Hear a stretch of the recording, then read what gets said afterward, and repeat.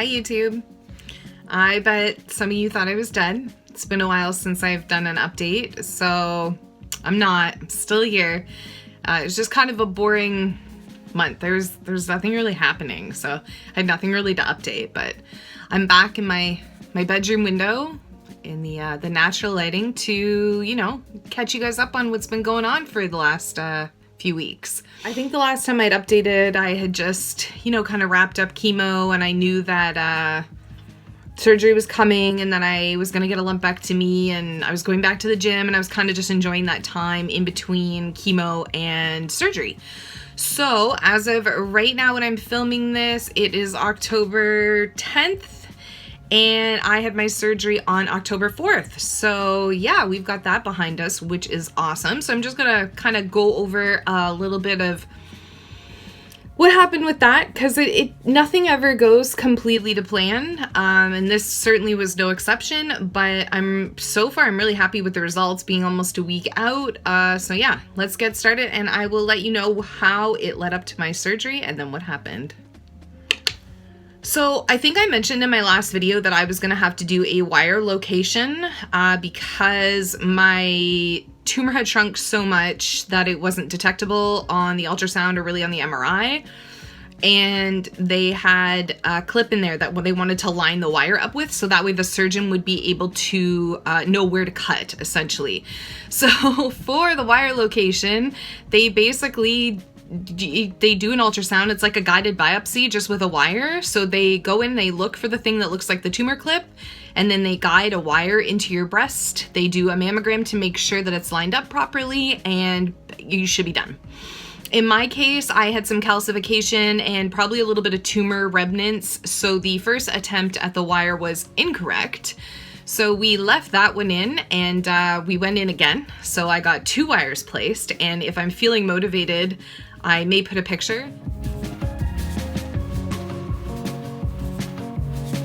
But just remember, I do have my Instagram link down below, and I definitely update my Instagram a lot more. It requires a lot less editing. It's a lot less work to just quickly upload a picture. So if you're at all curious and you would like a bigger picture of what's going on, just click on my Instagram and you can kind of see all those pictures. But I will try to insert one of the double wires because I thought it was kind of funny. So that was done the day before surgery. So I had that done at 1 o'clock. I also had Herceptin that morning. Now, Herceptin usually knocks me on my ass the day after, but I think the adrenaline of knowing that surgery was coming really, you know, silver lining, it really took care of the withdrawal and the side effects of all the Herceptin shit. So that was kind of nice. So, you know, the wire location was done. What they did is they actually ended up taping, can't even see my boobs, I don't even know what I'm pointing at, but they tape it across here, and I thought they'd curl it up into a little roll and then like stick it on my boob. They did not. You have to shower with their special ass soap a few times too before surgery, so the night before and the day of. But I couldn't get all that dressing wet. And because it went halfway across my back and there were 2 of them, that was super fun. Then it was surgery day. And that morning I woke up early because you couldn't eat after midnight, but you could have clear liquids between midnight and 5. So I drank like 7-Up or Diet Sprite or something all night. And then at 4:30 I woke up because they said I could have black coffee. And I was so worried that I would wake up with like a caffeine withdrawal after the anesthesia wore off in the middle of the afternoon if I didn't get a coffee into me ahead of time. So at 4:30 I drank black coffee, took an Ativan, tried to calm my ass down. And we headed off to the hospital. We had to be up there to register because it is only day surgery. So we had to get up there to register for 7 o'clock. It's a bit of a shit show at this hospital anyway, but whatever. You go up, I wore this button-up shirt. Actually, that's what I thought I would wear for the video. They recommend a button-up shirt because it's going to be hard to put your hands up, which I'll get to in a little bit. So I wore this, and I had a little beanie. You can see my hair is coming in, but I still have a little beanie because I'm a little insecure about it. And you can have any makeup on, so my eyebrows and my eyelashes, they're pretty much non-existent even before chemo. So having no makeup and all of that makes me a little insecure, but you know, it was surgery day. So you register, they make sure none of your information has changed. When you're a cancer patient, you typically just say, yeah, it's all still the same. Yep. It's the same. It's always fucking the same. And then they bring you into a little room where you have to wash your boobies again.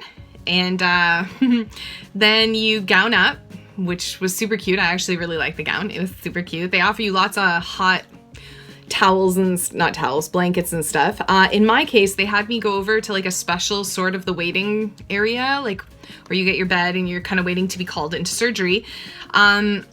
So my anesthesiologist actually came over and said to me, and honestly, it was such a whirlwind at this point because it had been so boring up till when we got placed in that room. And even then I was going to film a video in that room. Like I think I did. We were just so bored. I may, if I can find the clip and it's worth it, I may just put it in. Like we were just, well, I'm robed now. We're at the hospital. We're waiting in this place. I don't really know. I don't know what happens next. She's here. So yeah, apparently they'll come get me when they get me. Oh, I don't have a watch anymore. I don't know what time it is. I think it's like 8:15, so my surgery isn't technically until 9, but my doctor's got to like mark up my boob and everything, so we'll see how that goes. Sitting around waiting, and then all of a sudden they descended. And so first it was my anesthesiologist, and she came and she said to me, listen, there's this procedure we can do where we run needles like, I think they still have a mark from one. Yeah, right there. We can run needles into your chest to basically numb the upper part of your chest. And that way, when you wake up and the anesthesia is wearing off, you're not going to get hit by a ton of pain, at least up here.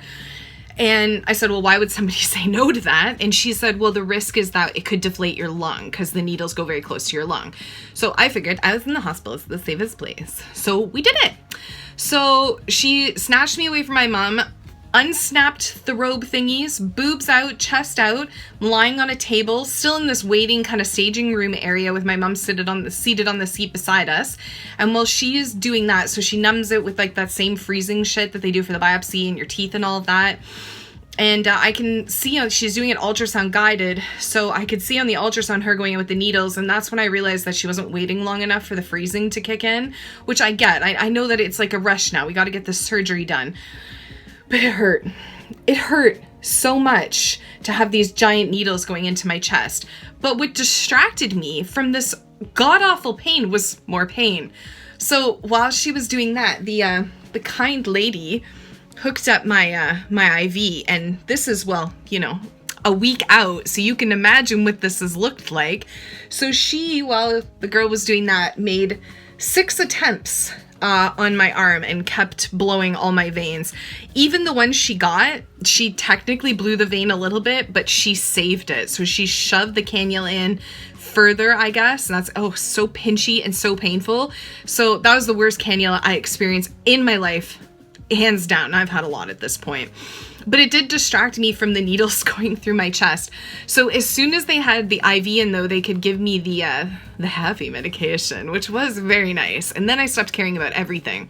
And then my wonderful, wonderful surgeon came in. I gotta say, I love that man. I have a lot of doctors, but there's something really special about my surgeon.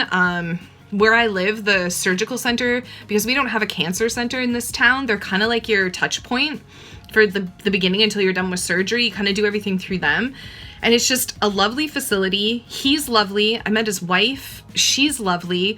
Yeah, he's just young and he's kind and he gets it. So he came in and they had me sit up, and of course they mark you. I think all my marks are gone now, but I had, the line coming down here. He's measuring to make sure he can get you symmetrical. So what my surgery was supposed to be, or what we had talked about, where I got a little confused, but it all ended up really well, was that I was supposed to be getting a lumpectomy on the left side. And then when I met with him at the very end of the meeting, he said, and we could do a balancing on the other side, so we could take, quite a bit out, make sure we get really clear margins, and we balance it out on the other side. And of course I said, well, yes. And he huffed a little bit, because of course more surgery for him. So I thought that this side would just have like where the lumpectomy, where the wire was essentially, which, I just don't want to touch the camera. It takes forever to just get it where it is. But, on the side of your boob. And I thought there'd be a cut under my armpit for the lymph nodes, which was typical for my research in a lumpectomy. And then I thought on this side, I'd have the anchor cut and it'd bring my boob kind of to match the same size. So they wouldn't look the same when they were out of a bra, but in a bra, they would both fill a bra. And he did say that to me in the meeting too, that I couldn't expect symmetry with the way we were doing it. So he was still drawing on me, and I was so high at this point that, like, I don't know what he was doing. I knew his tape measure. You could barely see the lines or the markings on it because it was all covered in the pen that he was using. He was just, it was funny. And there was another surgeon that was going to be doing it with him, and I remember she asked me, she said, in an ideal world, what size would you like your boobs to be?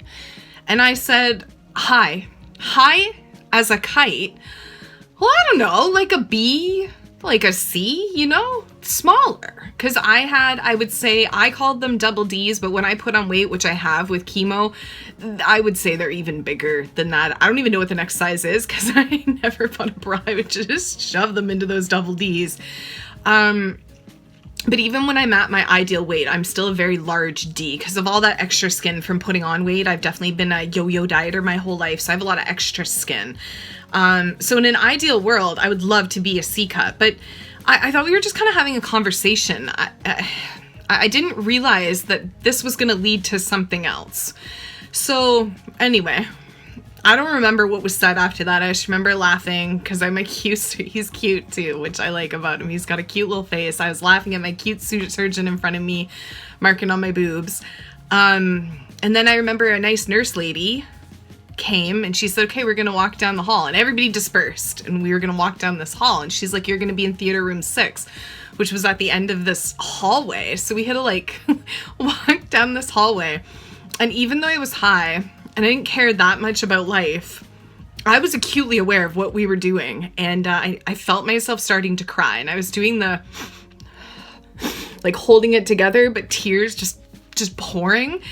And there was a guy waiting at the entranceway to the theater room. And I saw him start to cry a little harder. And then we walked into the theater room. There's a bed in the middle of the room. And there were people everywhere. There had to have been 10 or 12 people in that room. And I understand there needs to be that many people because there's so many things that are happening that people have to track and they have to help the surgeon, they have to watch your vitals, but it's different than seeing it on TV than actually like walking into this room and seeing all those people. And that's when I absolutely lost my fucking mind. And I mean full on absolute panic attack. I couldn't help it. I was doing the like baby cry, like the oh God, it was horrible. And I couldn't stop it. It's like I had absolutely no control over what I was doing at all. So they lay me down on the bed while I'm in this completely hyperventilating state. And I can't control myself and just couldn't get my shit together. And she said, we're going to give you something, honey. And the last thing I remember is that big black gas mask. I remember actually first, I got on the table and it was really comfortable. There were like, I thought it would be hard and flat and cold, but it wasn't. It was very contoured. It was very nice. I remember getting on it and thinking, this is much more comfortable than the bed I was just lying on. It's too bad I'll be asleep for all of this. And while still hyperventilating and absolutely freaking the fuck out because, you know, I'm getting surgery. And so she actually said, it's okay, we're gonna gas you now. And I remember the big black gas mask she put on my face. And I don't even remember anything after that. Not a damn thing. So yeah, they put me under hard.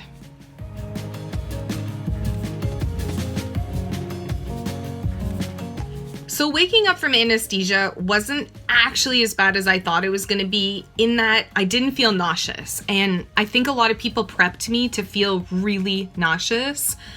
I just felt really confused and I was in a lot of pain.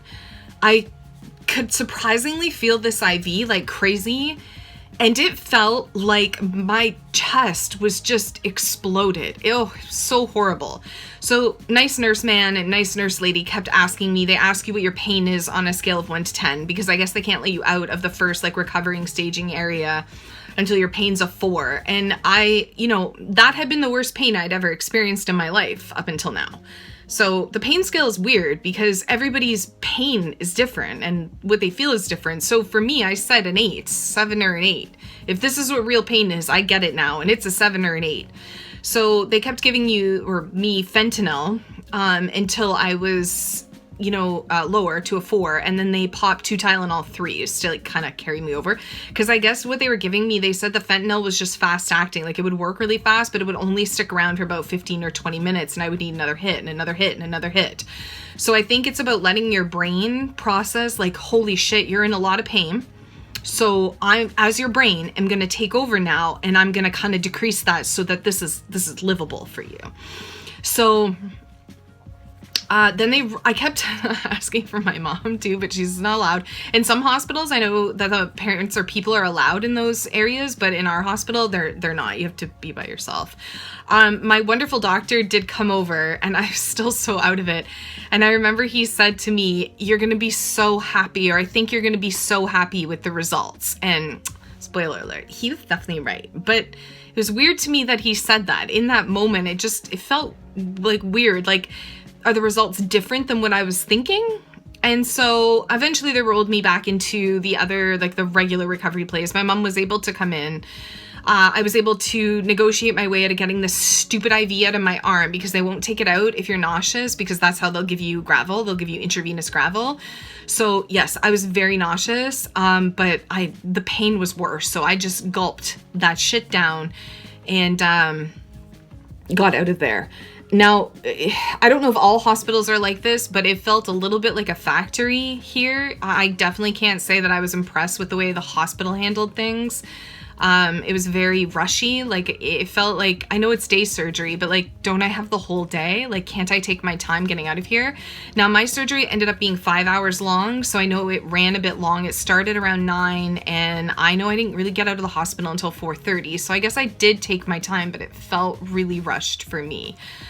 Another thing that happened that made the whole experience in recovery really odd was we have this thing in Ontario, the VLIN and the VON, and they're essentially our home care people. And my experience with them hasn't been great. The VLIN called, or the LIN, not the VLIN, just the LIN, called. I'd missed a call from them 2 hours earlier, and I knew I needed home care, so I thought I'll call them back in recovery. It'll just be a quick call because they did all my PIC care.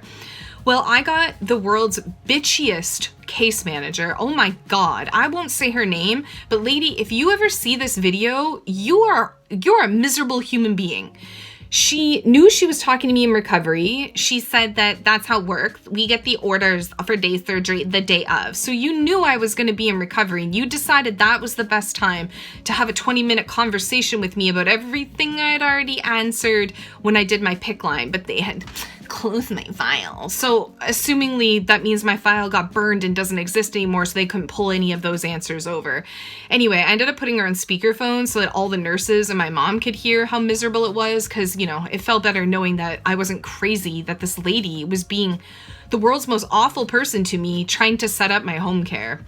I digress. The VON, which are the Victorian Order of Nurses, they're actually a lot better. They're great.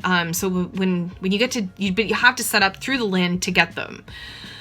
Anyway, enough is enough. So I was definitely in a lot of pain when we left. I also had this, now, warning, I'm going to show my drain, so if you don't like blood or anything like that, don't look away, because there's a little bit in it right now.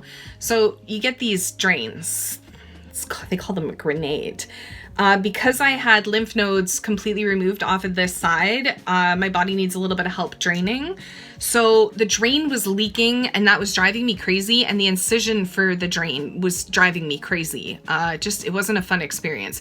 So I was all like tensor bandaged up when I left the hospital. They give you tensor bandage. So we went home. And that ride sucked. Getting out of the hospital sucked. It all sucked. It was all very painful, and I was very out of it. And we came home, and I was very swollen. I felt like I was walking like this, because the space in between here, from my boobies to my arms, just was like swollen massively. But I did notice that I felt a little like like flat, like here. And I'm like, oh, it's probably because it's all pushed out to the sides. That's what I'm feeling. Like I was lying on my back, right? So my boobies just spilled off to the side. So they're not as flat as they look. They're just over there. So we get home and I slept a lot the first day. I don't remember much from the first day. I just remember I got a really good sleep that night and I thought I wouldn't sleep. Now you have to sleep on your back because your sides hurt, especially my lymph node side, which means I can't sleep on that side, but I also can't sleep even though my right side's feeling a lot better. I still can't sleep on it because that puts this arm resting here and that's just not doable. So there's been a lot of back sleeping, which you get used to it. It sucks not being able to move and you kind of just prop yourself up with pillows. I had pillows under both my arms. I had a neck pillow around my neck, and you just find a way to get comfortable because you're in so much pain. You don't want to move. So once you find that spot, you just stay and you stay on top of your pain medication. That's all I can recommend for that. So the first night definitely sucked a lot. The second day, I remember I could take my tensor band-aid off. And so on the 5th, I did that because, they said I could. And I really wanted to get a sports bra on because I read online that the tensor band-aid wasn't offering me enough actual compression. So I took the tensor band-aid off. And I noticed that the Band-Aids were identical on both breasts, which was a bit surprising and the pain had been identical on both breasts, but I actually thought that was radiating pain. So I didn't think there were the same cuts on both, but I thought that it was just radiating out. But the Band-Aids were the same. So I had Band-Aids, if they back up, going under and then going up. So like an anchor cut on both. And then you'll notice that there's no cut underneath my armpit. So I was like, wow, that's interesting. So when he said reconstruction, or when he said balancing, he meant that I was going to basically have a reduction on both my breasts and have the same cuts on both my breasts, which I did not understand at all, nor was I prepared for. So that was a bit of a surprise to me. And that conversation that we had when I was doped up, when he was marking on me with marker, when they were asking me about my breast size, I think that was a real conversation about what size I wanted my breasts to be. So that's a little surprising to me. I would have thought that conversation would have happened in the pre-op appointment when we were talking about the surgery and he asked me about the balancing and I said, yes, I'd like to do balancing. But I think maybe he just assumed that I would understand that would mean that we would do both. So anyway, I'm very happy that we did. So I'm not going to put any pictures in this video. Again, I will direct you to my Instagram.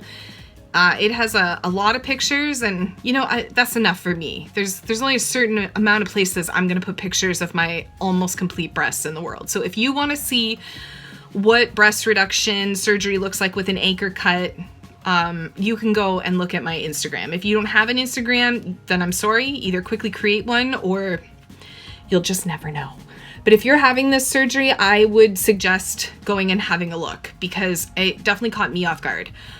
So once I figured out that, yes, my boobs were symmetrical and they were done symmetrical, the pains and the swelling started going down so I could get to know the pain and the boobs a little bit better.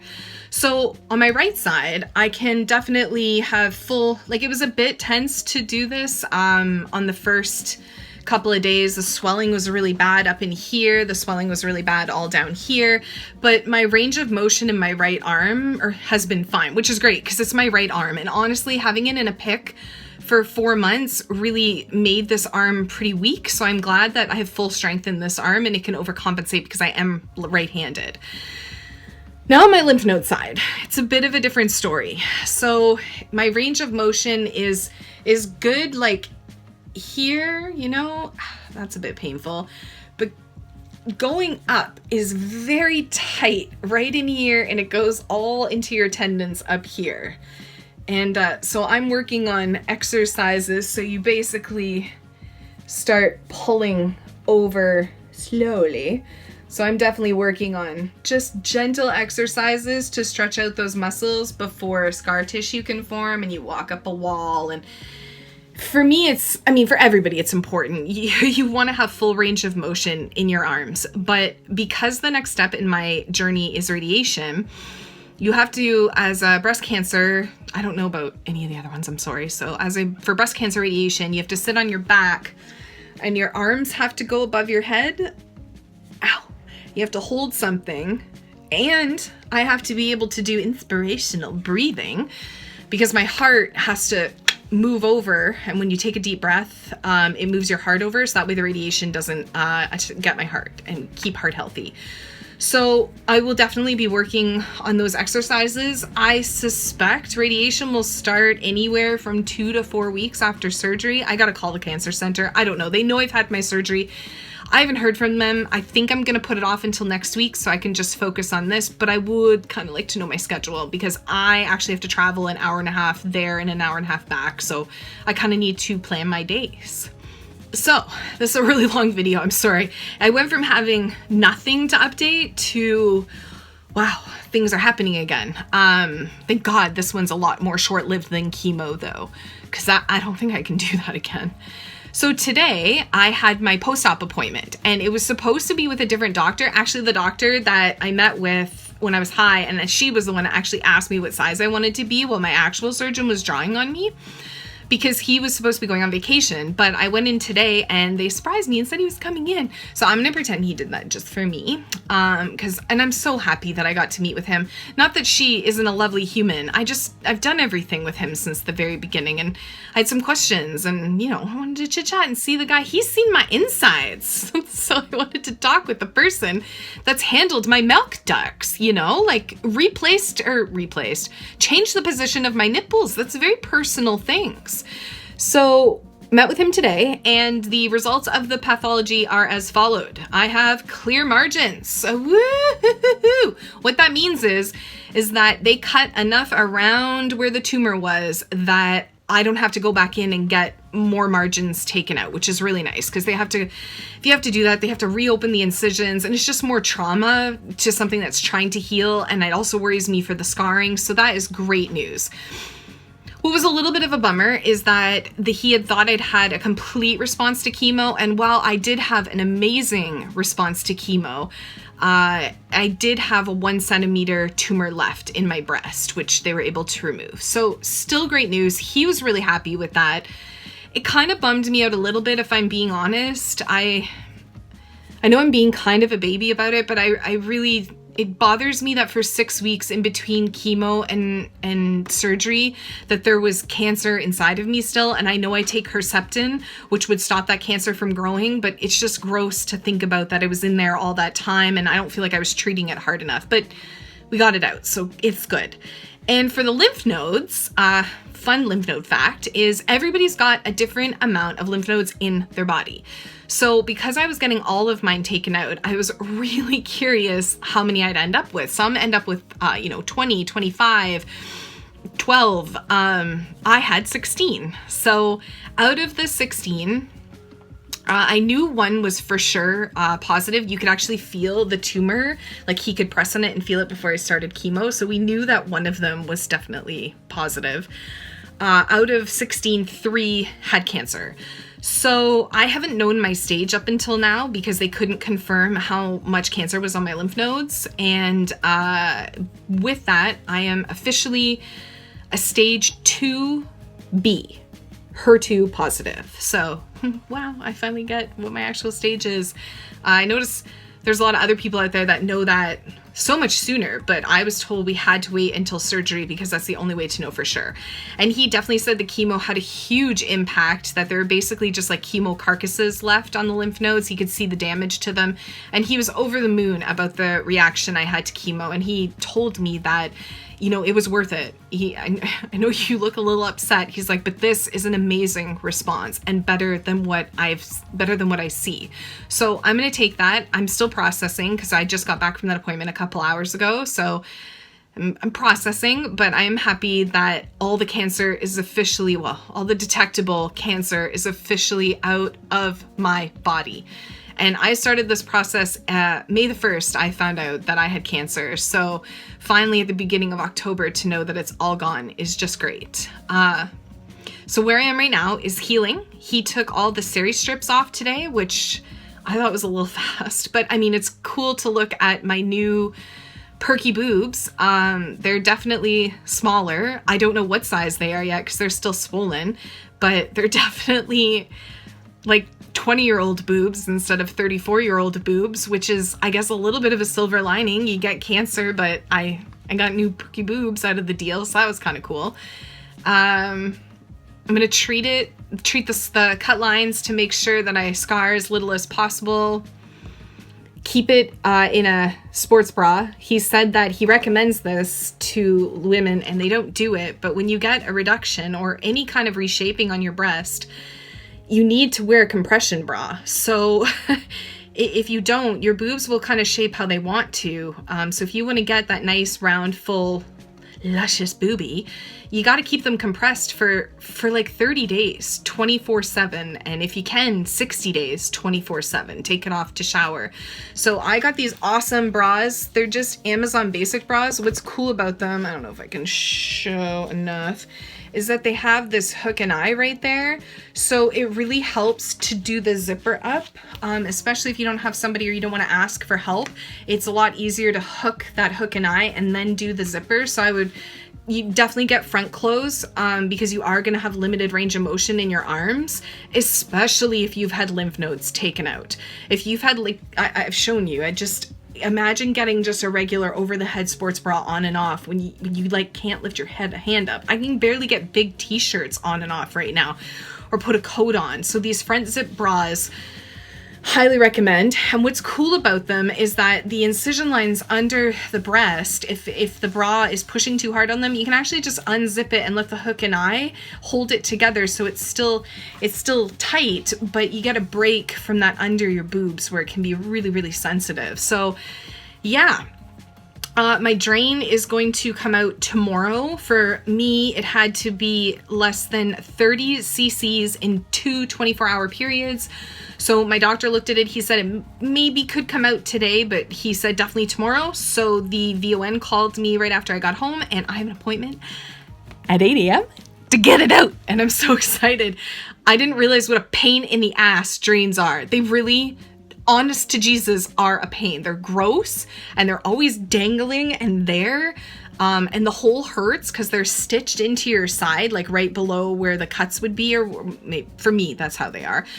And the actual incision hole hurts because your body can't heal because it's like having a piercing in your side, and the gauge of the needle is a little thicker than my body would like. So I am super excited. I'm a little scared because basically what they do is it's stitched in, so they remove the stitches and they just pull. And we know that my PICC line didn't just pull. So I'm a bit concerned. I've watched a lot of videos and it looks like it could be painful. So it's recommended that you take pain medication before your appointments. I'm going to wake up at 7, take a Tylenol 3 and make sure that I am all set for that. So that's my update. I know it's super long, but I don't know. I just had a lot to say about it. So yeah, I'm not dead. I'm still here fighting the good fight. As of this moment in time, I'm cancer-free. My next step is radiation, which I think can be anywhere from 20 rounds to like 33, I think is the highest I've seen. And then you can have some extra blasts. So I got to find out how many, because you do it Monday to Friday. So I've got to find out how many I have to do, and that'll determine how many weeks I get to do radiation. So yeah, that's the next part in the process. So we'll see how that goes. But I would say on my cancer journey and being off work and being this sick person, I feel like I'm like halfway there now. I feel like I've put a lot of big obstacles behind me, and I know radiation is going to suck because who wants to get like Chernobyled? But I'm hoping that it's easier than chemo and not as painful as surgery is. So anyway, as always, if you have any questions, please ask me in the comments. Please keep in mind I do moderate my comments, so if you make any rude comments, I'm going to delete them, and they also hurt my feelings, so why do that? I have cancer. Be nice. I also don't need advice on any cures or any diets or anything like that. I trust my doctors. So yeah, But thanks for listening to my super, super long video. And if you want to see pictures, a little bit more of my journey, feel free to go check out my Instagram. I also put all those pictures on Facebook in a public album, but I only upload there in big batches. So Instagram is definitely more of a it's happening right now or it happened yesterday sort of situation. I've actually got my my hair growth pictures on there too. So anyway, thanks for watching, guys. Bye.